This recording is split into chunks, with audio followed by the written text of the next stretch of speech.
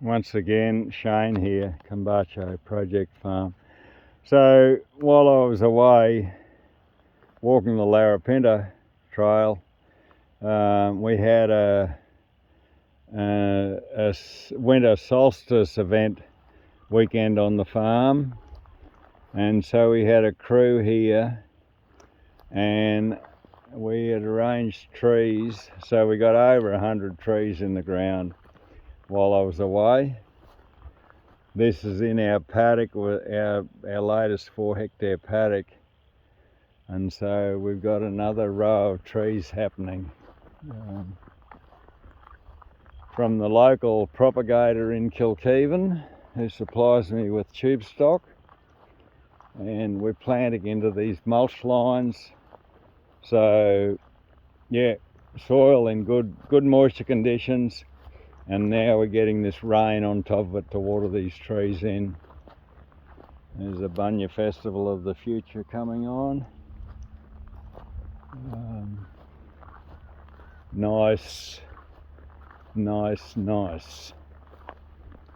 we've had some awesome frosts here this winter to sweeten the country up.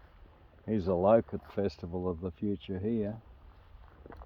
But yeah, these trees are looking chipper, you know.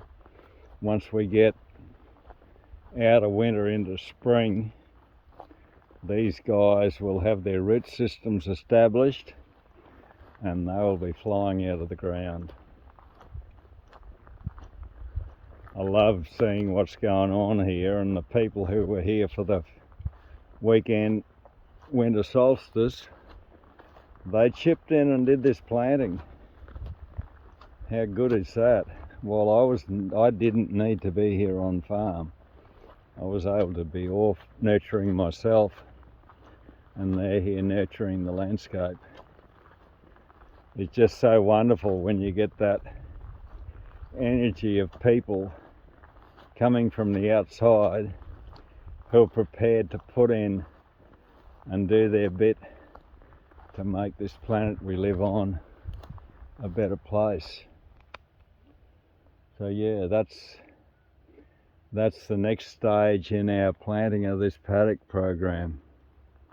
So we've got about 4 or 5 200-metre rows in this paddock now that are completed and ready to burst into life when we come into the spring, summer.